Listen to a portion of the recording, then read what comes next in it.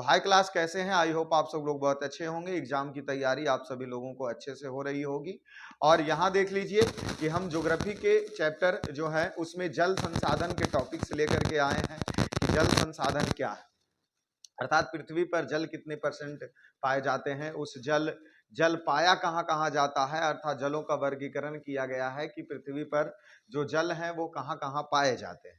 इन सभी चीजों को जिक्र करने के लिए हम आए हैं कि ताकि आपको एग्जाम में आंसर लिखने में परेशानी ना हो। यहाँ किसी का क्वेश्चन आंसर नहीं करवाया जाएगा, फिर भी अगर आप ये वीडियो देख लेते हैं तो बहुत सारे क्वेश्चन आंसर आप खुद कर सकते हैं। जैसे कि जैसे जैसे हम टॉपिक्स को आगे करवाते जाएंगे वैसे वैसे आपको क्वेश्चन का भी याद दिलवाते जाएंगे कि कहाँ से कैसे कौन से प्रश्न पूछे जाएंगे। तो चलिए देखिए आते हैं, टॉपिक्स हमारा क्या है, जल संसाधन। देखिए संसाधन किसे कहते हैं? जो मानव के उपयोगिता पर आधारित हो, जैसे मानव की जरूरत को पूरा कर दे जल्द से जल्द, वही तो है संसाधन। मानव की जरूरत को पूरा कर दे जल्द से जल्द, वही है क्या? संसाधन। संसाधन के बारे में भी एक व्यक्ति का कथन जो हम बार बार रिपीट करते हैं, संसाधन होते नहीं संसाधन बनते हैं, ये कथन जिमरमैन का है। जैसे कि कहा यह जा रहा है ये पेन था नहीं, पेन को बनाया गया है, ये हमारे लिए संसाधन है, ठीक है ना। लिखने में आई ना उपयोग, हमारे दैनिक जीवन में उपयोग आए जो वस्तुएं, तो ये क्या है? संसाधन है।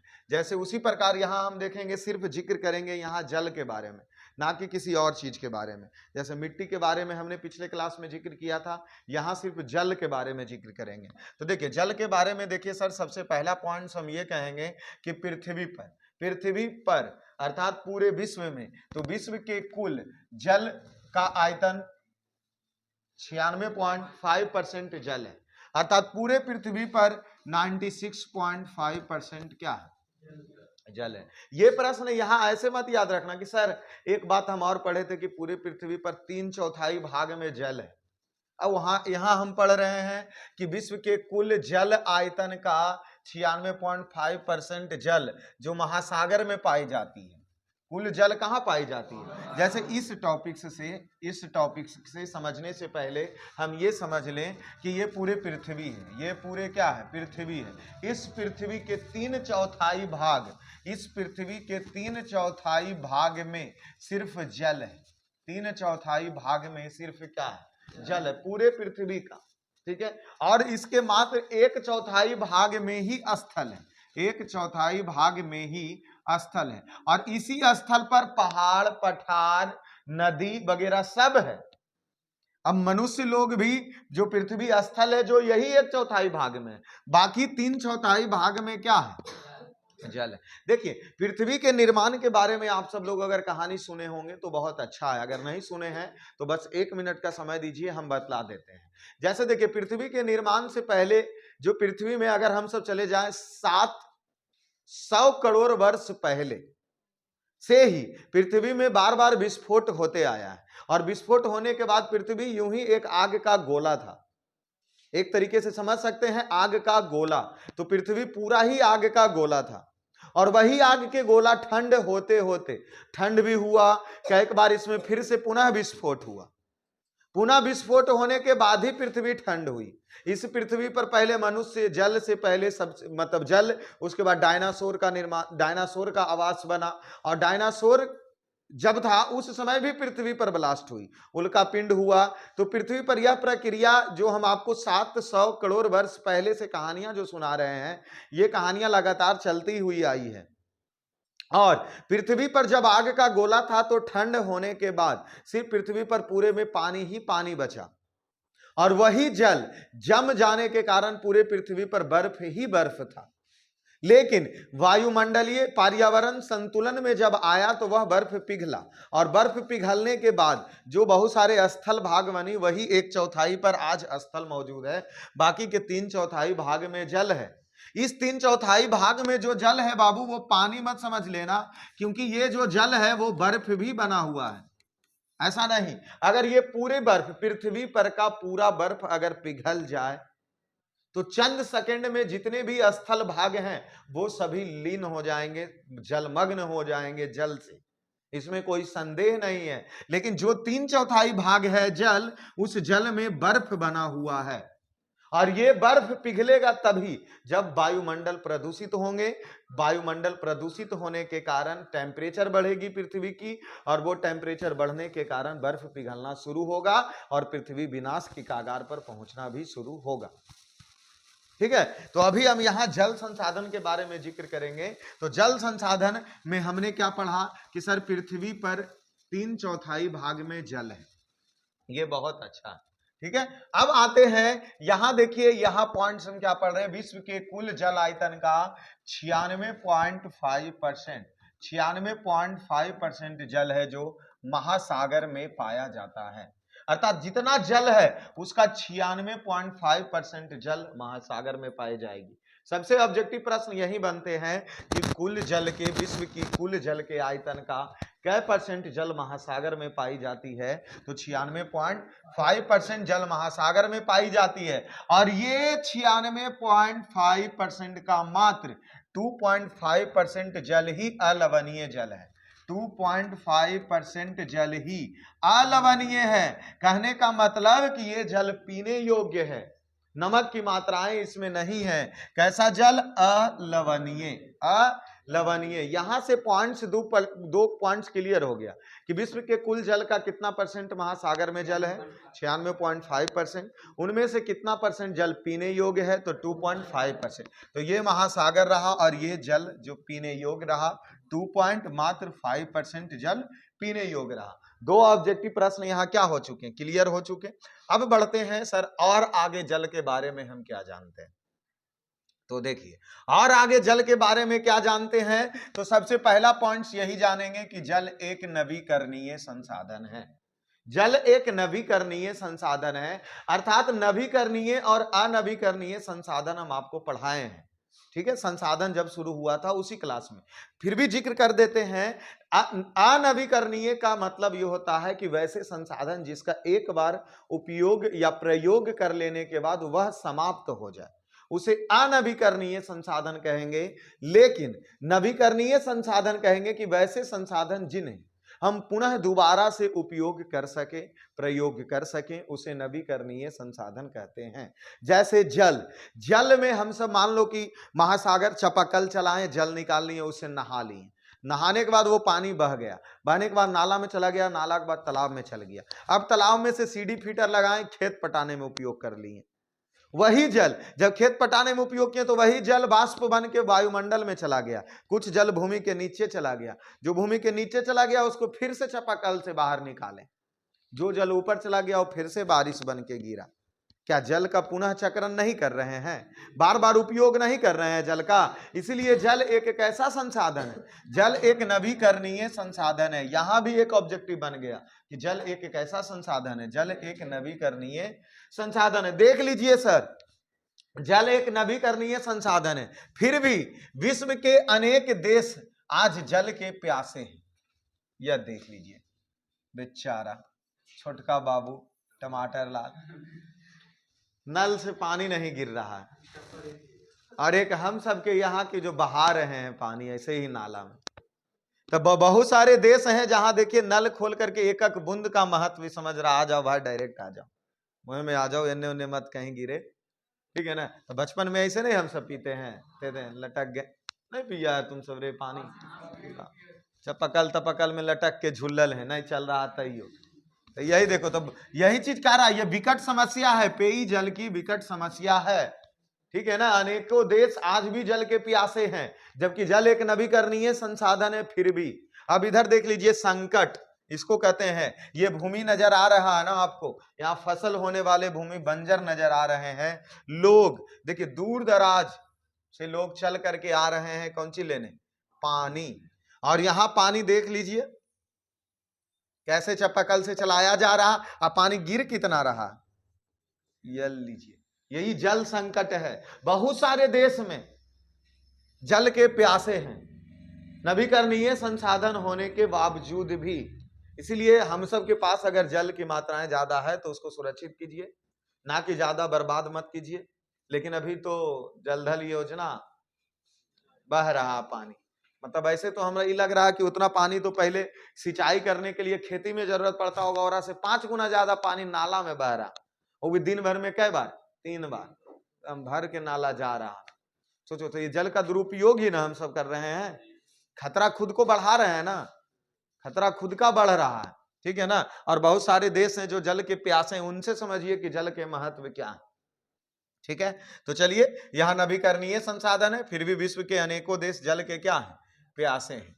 चलिए अब आते हैं यहाँ, ठीक है, देख लेते हैं। फिर क्या आता है, पृथ्वी के अधिकतर स्तर पर जल की उपस्थिति के कारण ही पृथ्वी को नीला ग्रह कहा जाता है। बहुत अच्छा पूछा जाएगा, पृथ्वी को नीला ग्रह क्यों कहा जाता है? पृथ्वी को नीला ग्रह, यहां देख लीजिए, पृथ्वी और इसे नीला ग्रह क्यों कहा जाता है?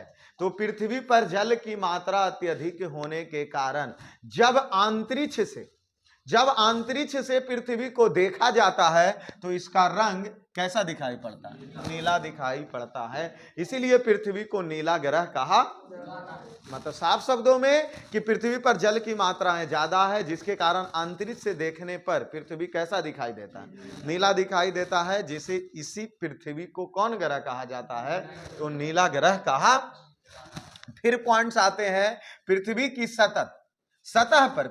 सतह पर ज्यादा मात्रा में पानी होने के कारण पृथ्वी को नीला ग्रह कहा जाता। वही चीज, पृथ्वी की सतह पर पानी ज्यादा होने के कारण इसे कौन ग्रह कहा जाता है?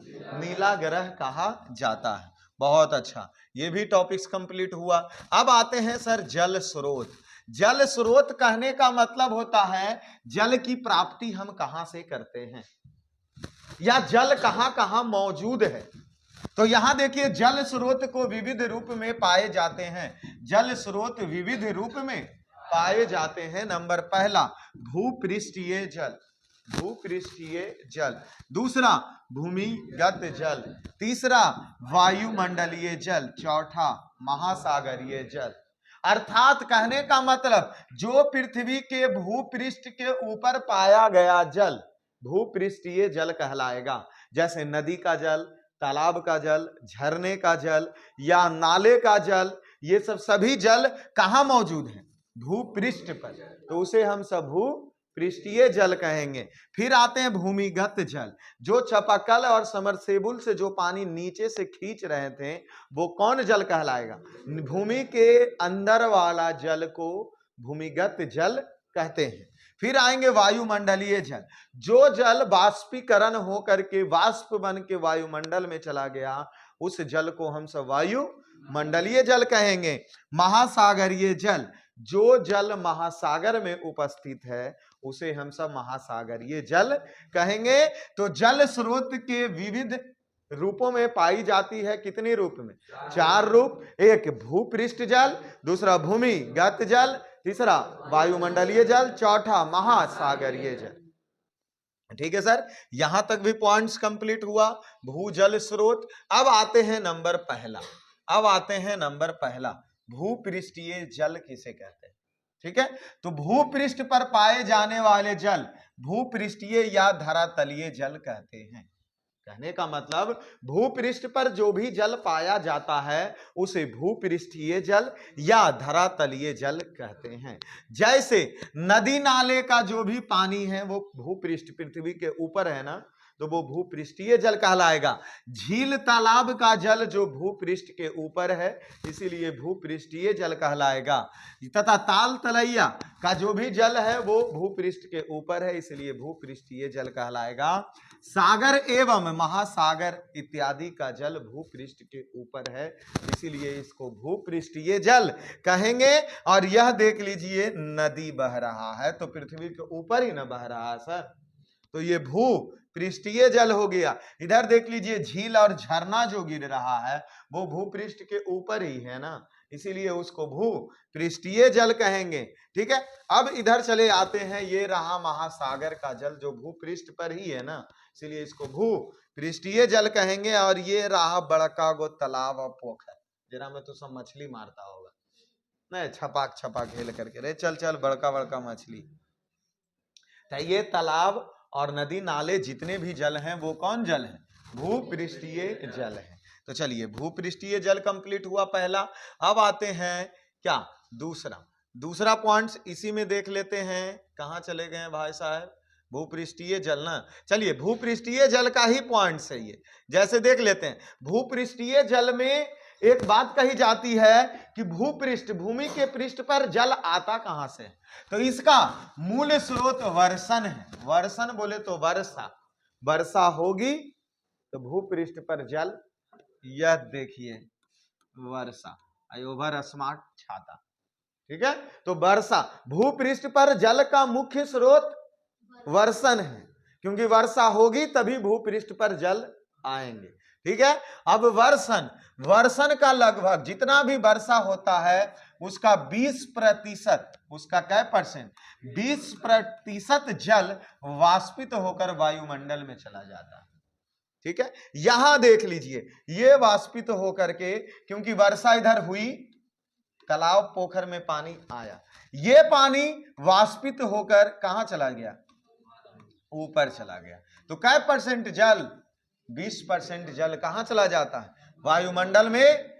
कुछ अंश कहां चले जाते हैं, भूमि के नीचे। यह देख लीजिए सर, ये जो जल है वो कहां चला जा रहा है, कुछ कुछ रीस करके भूमि के नीचे। अर्थात वर्षण जल का जो भूपृष्ठ पर जल हुआ वो मुख्य स्रोत है वर्षण जल। वर्षा पड़ा, भूमि के ऊपर नदी नाले में पानी रहा, वहां से 20% पानी वायुमंडल में चला गया और कुछ पानी जमीन के नीचे रीस करके जमीन के कहां चला गया, नीचे। ये भूपृष्ठ का ही था। अब आते हैं सर दूसरा भूमिगत जल। ये क्या है, भूमिगत जल क्या है, भूमिगत जल। तो देखिए, वर्षा जल के धरातलीय छिद्रों से जब वर्षा पड़ गई, भूपृष्ठ पर जल है, तब भूमि में जो दरार जिसको कहते हैं फटा हुआ रहता कि नहीं रहता, वही दरार, वही छिद्र से रीस करके कठोर शैली पर जा करके जल कौन सी हो जाता है, जमा हो जाता है पृथ्वी के नीचे। रीस करके, जैसे देखिए ये यहां से पानी रीसा, ठीक है, ये पानी क्या हुआ, रीसा, ये कठोर शैली है। यहां के बाद पानी यहां भी आके जमा हो गया, पानी यहां भी जमा हो गया, होगा कि नहीं होगा। कठोर शैली में रीस करके जो जल जमा होता है वही जल कौन जल कहलाता है, भूमिगत। जैसे यहां देख लीजिए, पानी बह रहा था या भूमि के ऊपरी सतह, तो रीस करके ये चट्टान और ये शैली पर नीचे जाकर के पानी क्या हो गया, जमा हो गया। जो जमा हो गया उसी को कौन जल कहें। और इस जल का भंडारण भूपृष्ठ जल के योगदान होता है। मतलब भूमि के नीचे कैसे जल जाएगा, जब तक पृथ्वी के ऊपर जल नहीं रहेगा तब तक नीचे पानी जाएगा। तो इसीलिए कह रहा कि भूमिगत जल में किसका योगदान रहता, तो भूपृष्ठीय। अब भूपृष्ठीय जल में किसका योगदान रहता, वर्षा का, क्योंकि जब तक वर्षा होगी नहीं तब तक भूमि के ऊपर जल नहीं रहेगा, और जब तक भूमि के ऊपर जल नहीं रहेगा तब तक भूमि के नीचे भी जल नहीं रहेगी। बात क्लियर यहां तक, भूमिगत जल समझ में आ चुकी है। चलिए और आगे बढ़ते हैं। भूमिगत जल के बाद, उसके बाद देखिए वायुमंडलीय जल क्या है। तो वायुमंडलीय जल, तो देखिए जो जल भूपृष्ठ से वाष्पित होकर वायुमंडल में चली जाती है उसे वायु, मतलब कहने का मतलब भूपृष्ठ पर जो भी जल है, सूर्य की किरणें कहां गया भाई, ये रहा, सूर्य की टेम्परेचर आए, ठीक है, सूर्य की टेम्परेचर के कारण यहां देखिए जो जल कहां चला गया, यहां ये जल है, ये जल कहां चला गया, वाष्पित होकर वायुमंडल में। वही जो जल गया वायुमंडल में जो है उसी को हम सब, जिसको बादल, तुम वाष्पित वाला जल कह सकते हैं, तो वो जो वायुमंडल में चला गया वही कौन जल कहलाया, वायुमंडलीय जल। यहां देख लीजिए, यही सूर्य की प्रकाश की किरणें के कारण जल कहां जा रहा, ऊपर, जल कहां जा रहा, और यही जल बनेगा क्या, बादल। यही जल क्या बनेगा, और यही बादल जब सघन होगा, जैसे यहां देखिए, समझिए चीजों को कि यहां ये दो बादल अलग अलग हैं, यहां जाकर के दोनों एक सघन हो गया। जब सघन हो गया तो क्या हो गया, वर्षा हो गया। अब वर्षा हो गए तो फिर ये जल कौन कहलाया, भूमि। इसमें से कुछ जल कहां चले जाएंगे, और कै परसेंट वाष्पित होगा, 20% जल कहां हो गए, वाष्पित हो गए। यहां भी हुआ वही चीज। यहां देखिए, ये जल कहां गया, सूर्य की प्रकाश की गर्मी पाकर ऊपर यहां बना क्या, बादल। और बादल बनने के बाद जब बादल सघन हो गया तो फिर से क्या होने लग गया, वर्षा, और फिर से ये जल कहां चली आई। इसी को क्या कहते हैं, जल चक्र कहते हैं। इसी को क्या कहते हैं, जल चक्र कहते हैं। तो चलिए वायुमंडलीय जल समझ में आया सर, आगे बढ़ते हैं सर। वायुमंडलीय जल समझ चुके हैं आप सब। एक जल और न बचा जो महासागरीय जल बचा। चलिए महासागरीय जल, तो समुद्र में अवस्थित जल को मतलब जो भी महासागर, बड़े बड़े सागर में अवस्थित जल को क्या कहते हैं? महासागरीय जल कहते हैं। और टोटल महासागर का थोड़ा सा नाम बोल दीजिए जो बड़े हैं। तो सबसे पहले प्रशांत महासागर, दूसरा अटलांटिक महासागर, तीसरा आर्कटिक महासागर, चौथा हिंद महासागर और पांचवा अंटार्कटिक महासागर। ये कुछ महासागर के नाम हैं। ये वर्ल्ड मैप है आपके पास, इधर देख लीजिए। इस